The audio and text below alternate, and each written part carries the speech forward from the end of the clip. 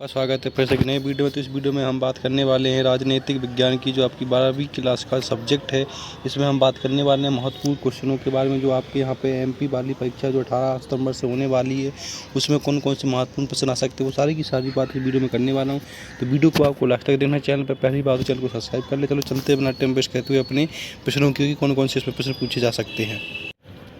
तो यहाँ पे आप देख सकते हैं कि जैसे कि आपके सामने 12वीं क्लास का ये यहाँ पे राजनीति विज्ञान का जो क्वेश्चन इंपॉर्टेंट बनते हैं, वो सारे के सारे प्रश्न यहाँ पे आ गए।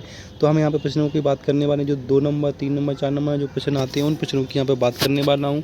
तो आप बस वीडियो बने रहिएगा। चैनल पर पहली बार तो चैनल को आप सबसे पहले सब्सक्राइब कर ले, और वीडियो को ज़्यादा से ज़्यादा शेयर करो। चैनल को सब्सक्राइब करना ना भूले, और बेल आइकन दबाओ, जिससे आपके पास सबसे पहले नोटिफिकेशन आ सके। तो चलो बात करते हैं बिना टाइम वेस्ट करते हुए प्रश्नों की, कौन कौन से प्रश्न जाते हैं। तो यहाँ पर सबसे जो पहला प्रश्न आपसे पूछा जाता है, वो पूछा जा रहा है सोवियत संघ के विघटन के क्या परिणाम हुए। सोवियत संघ के पतन के प्रमुख कारण लिखिए। इसके बाद तीसरा, सोवियत प्रणाली की विशेषताओं का वर्णन कीजिए।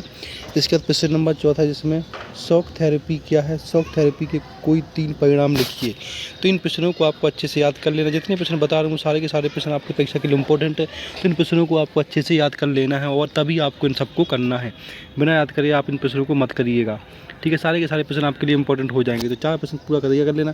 प्रश्न नंबर 5 पे आते। प्रश्न नंबर 5 में पूछा गया है सोवियत प्रणाली के दोष लिखिए। जो सोवियत प्रणाली उसके क्या दोष हैं, वो दोष लिखनी है, तो इसको बता देना आपको। अब नेक्स्ट प्रश्न क्यों चलते हैं। नेक्स्ट प्रश्न आपका यहाँ पे क्या आ जाता है, वो देख लीजिएगा। तो यहाँ पे आपका नेक्स्ट प्रश्न आ जाता है, जो आपका यहाँ पे 6 नंबर प्रश्न से पूछा गया है, रूस के साथ किन किन देशों की सीमाएँ मिलती हैं। प्रश्न नंबर 7, रूस में कितने प्रदेश है, इसको तैयार कर लेना। प्रश्न नंबर 8, सोवियत प्रणाली क्या है, इसको समझाइए, इसको तैयार कर लेना। प्रश्न नंबर 9, ध्रुवीकरण का अर्थ स्पष्ट कीजिए, इसको आपको तैयार कर लेना। प्रश्न नंबर 4, जिसमें 4 सैनिक संगठन के नाम लिखिए, इस प्रश्न को आपको तैयार कर लेना। प्रश्न नंबर 11, जिसमें यूरोपियन यूनियन क्या है, यूरोपियन यूनियन के मुख्य उद्देश्य बताइए, और यूरोपीय यूनियन के गठन की व्याख्या कीजिए। तो सारे के सारे प्रश्न आपको यहाँ पे बताने हैं। जितने प्रश्न बताऊँ वो सारे के सारे प्रश्न इंपॉर्टेंट है, तो सारे के सारे प्रश्नों को आपको यहाँ पे बता देना। इसके बाद प्रश्न नंबर 12, खुले द्वार की नीति क्या है, ओपन डोर नीति क्या है, तो इसको प्रश्न नंबर 12 भी आपको यहाँ पर तैयार कर लेना। तो प्रश्न नंबर 12 भी आपके लिए बहुत इंपॉर्टेंट, तो इन सारे के सारे प्रश्नों को आपको रेडी कर लेना। अब चलते प्रश्न नंबर नेक्स्ट, जो प्रश्न नंबर यहाँ पर पूछा जाएगा वो आपसे पूछा जाएगा प्रश्न नंबर 13। प्रश्न नंबर 13 में आपसे पूछा गया मार्शल योजना को समझाइए। प्रश्न नंबर 14 में पूछा गया क्षेत्रीय संगठन क्या है, क्षेत्रीय संगठन बनाने के क्या उद्देश्य है, तो इसको भी आपको यहाँ पर तैयार कर लेना है। प्रश्न नंबर 15 में पूछा गया है आसियान संगठन के क्या उद्देश्य है, इसका वर्णन कीजिए। प्रश्न नंबर 16 पूछा गया आसियान संघ में भारत की भूमिका का वर्णन कीजिए। प्रश्न नंबर 17 में आसियान विजन 2020 की मुख्य बातें क्या हैं और कारणों को समझाइए। तो प्रश्न नंबर 17 तक आपको प्रश्नों को अच्छे से तैयार कर लेना है। प्रश्न नंबर 18 में क्या बताया गया। प्रश्न नंबर 18 में बताया गया है भारत चीन संबंधों में मतभेद के कारण बताइए। भारत चीन संबंधों में मतभेद के कारण बताइए। तो प्रश्न नंबर आपको 18 तैयार कर लेना। इसके बाद प्रश्न नंबर 19 आपका इसी के नीचे 19 पे पूछा गया है यूरोपीय संघ के झंडे का वर्णन करो। जो यूरोपीय संघ का झंडा है उसके बारे में आपको यहाँ पे बताना है। तो प्रश्न नंबर 19 भी आपको तैयार कर लेना है। इसके बाद प्रश्न नंबर नेक्स्ट चलते, प्रश्न नंबर 20 पे चलते। तो यहाँ पे प्रश्न नंबर आपका 20 आ जाता है। इससे पूछा गया आसियान संगठन तथा यूरोपीय यूनियन के जो सदस्य देशों के नाम लिखने हैं इसको।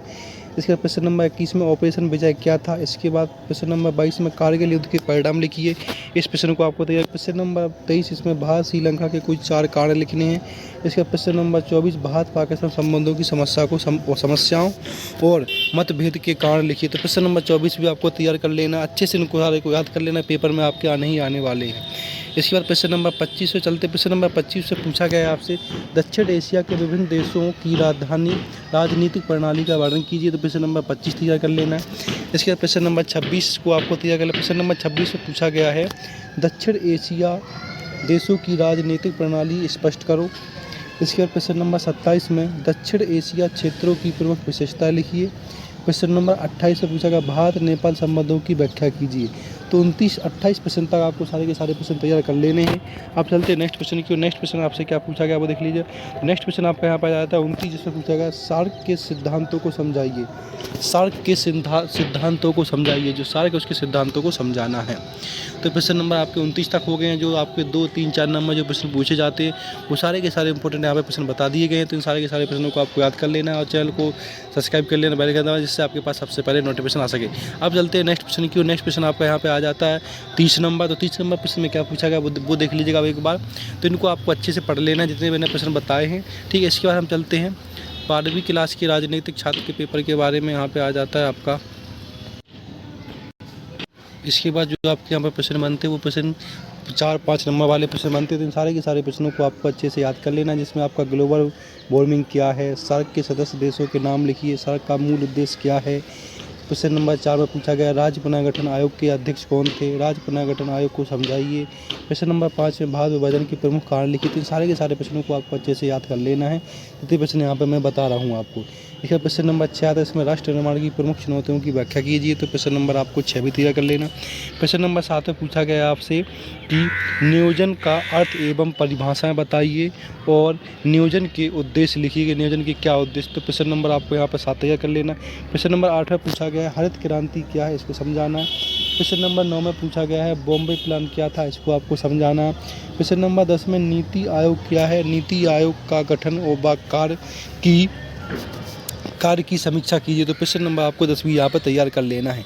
जितने प्रश्न बताऊँ वो सारे के सारे इंपॉर्टेंट को आपको अच्छे से याद करके जाना है। तो प्रश्न नंबर 10 में पूछा गया नीति आयोग क्या है, नीति आयोग का गठन व कार्य की समीक्षा कीजिए। तो ये आपके 4 से 5 नंबर वाले प्रश्न हो जाते हैं यहाँ पर, ठीक है। आप चलते हैं नेक्स्ट प्रश्न और कौन कौन से पूछे गए इसमें वो भी देख लीजिएगा आप यहाँ पे। तो नेक्स्ट प्रश्न आपका यहाँ पे 11 नंबर आ जाता है, इसमें पूछा गया योजना आयोग के कार्य लिखिए। इसके बाद प्रश्न नंबर 12 में राष्ट्रीय विकास परिषद के गठन व कार्य लिखिए।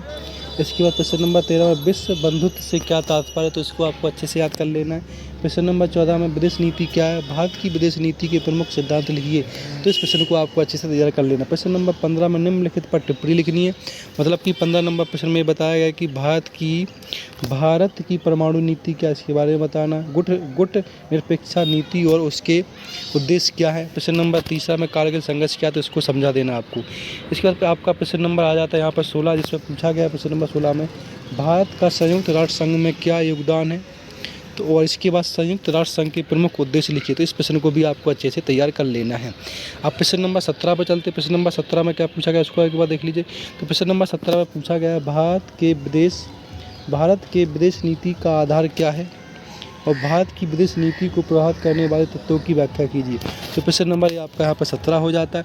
तो जितने प्रश्न बताए वो सारे के सारे प्रश्न इंपॉर्टेंट, सारे के सारे प्रश्नों को आपको तैयार कर लेना है। और यहाँ पे आपका नेक्स्ट प्रश्न आ जाता है यहाँ पे जनमत और दबाव समूह क्या है। इसके बाद जय जवान जय किसान का नारा किसने दिया। इसके बाद दल बदल का अर्थ क्या है। तो ये सारे के सारे 20 नंबर तक क्वेश्चन आपको तैयार कर लेने। क्वेश्चन अच्छे लगे हो तो वीडियो को लाइक करें, शेयर करें, कमेंट करें और ज़्यादा से ज़्यादा शेयर करें। धन्यवाद।